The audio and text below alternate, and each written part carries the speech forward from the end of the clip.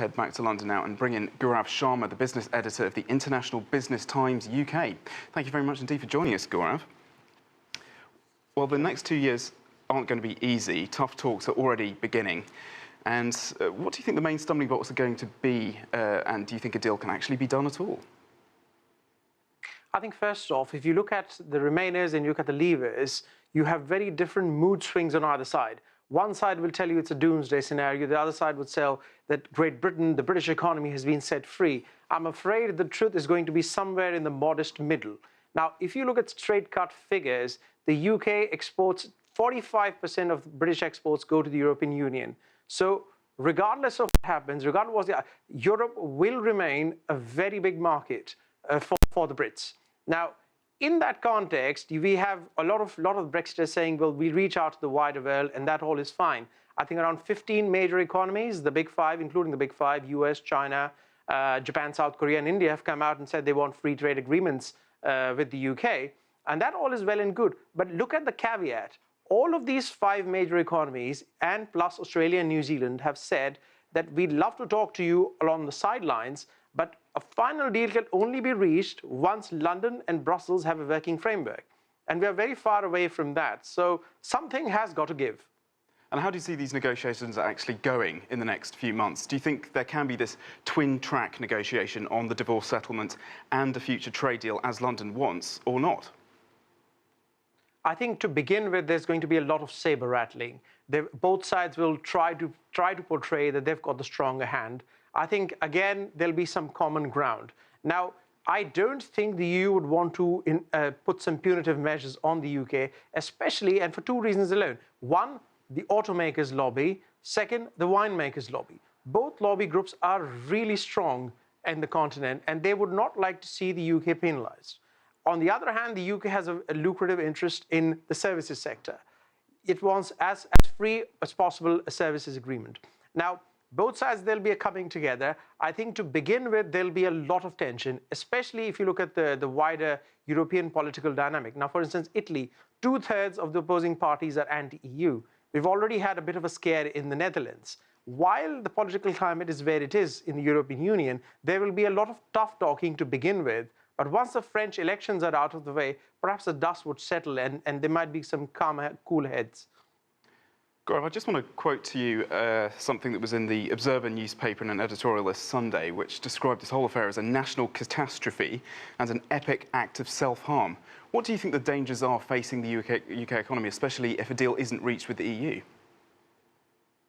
I think that's a very extreme take by the Observer. I think the first obvious thing is that British and a lot of American banks using London as a piggyback towards the wider European continent could be in a spot of bother, especially with the EU passporting rules. Again, in order for some settlement to arrive, there'll be a fair bit of compromise. That's one obvious glaring example. The second example is the manufacturing sector in the UK. That is where a lot of the problem areas are. Now, if they're slapped with tariffs, UK manufacturing, which in any case is no longer the mainstay of the British economy, could be in a whole spot of bother. Now, the way I see things panning out is that I think there will be some sort of an accommodation, because we keep hammering on that 40% of British exports go to the wider continent, but you also look at the amount of cars coming back, the cases of wine coming back. You put all of that on an even keel. I think it's in both sides' interest to come to some sort of a compromise. Of course, I attach a caveat: things will never be the same again. Absolutely not. Well, do you think the City of London can still remain a global financial hub? Most definitely so. I think there is too much of a vested interest for things to get disrupted. It's still one of the biggest forex markets. It's one of the biggest trading hubs. A lot of banks use London as a platform because it's bang in the central time zone, whether you look east or you look west. And if you look at the surprising thing is the European banks, who will probably not be impacted at all, even if the worst case scenario emerges for the UK services sector, Deutsche Bank, SocGen, they're proceeding with their headquarters in London at pace. A number of these banks, and if you look at the GCC countries, Qatar announced an investment of $5 billion, and some of the GCC banks, some of the European banks, then they don't seem to be too troubled.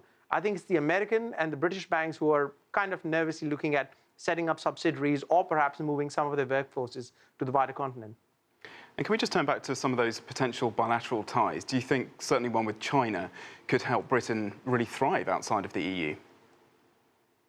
I think the evidence and our interaction with the Chinese government and with the Indian government, including the Indian High Commission here in London, has been that they say that trading relationships between India and China and the UK have been going on for a long time.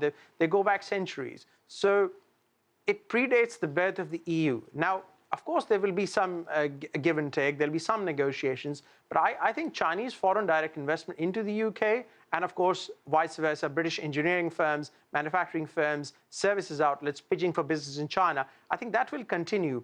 What we'll see is stunted investment, or not quite the level of investment that we've seen in the years prior to the 23rd June 2016 vote. The pace of investment will slow down, because for what it's worth, foreign direct investments don't like uncertainty. But I think for the 2 years, say come March 2019, if the picture is much clearer, I expect Indian and Chinese investment to pick up pace. And just briefly, Gaurav, a quick question about Scotland. They're pushing for a second referendum, of course, on independence. How much of a headache is this for Theresa May's government? And are the chances for a vote in favour of Scottish independence now much higher? Interesting you bring this up. It is a very tricky situation. Now, I think Theresa May has done the right thing. She's basically told, and your colleague mentioned Northern Ireland earlier, both the Scotland and Northern Ireland, I think issue of referendums is going to be kicked in the long grass. I think what the Prime Minister will say is, once our talks with Brussels are done and dusted, then you can come back in the picture and propose a referendum. Of course, the problem for Scotland then, hypothetically, say by March 2019, the UK has exited the EU framework. Would Scotland then take the risk of coming out of its second union? Now, we mentioned UK exports to the EU. Scottish exports to the wider UK, especially to England, account for almost 85% of what it is putting out. So can the Scots risk first, by default, being dragged out of the EU and then subsequently go through another referendum, which actually takes them out of yet another union? Thank you very much indeed for talking to us. Gaurav Sharma there with the International Business Times UK. We appreciate your time.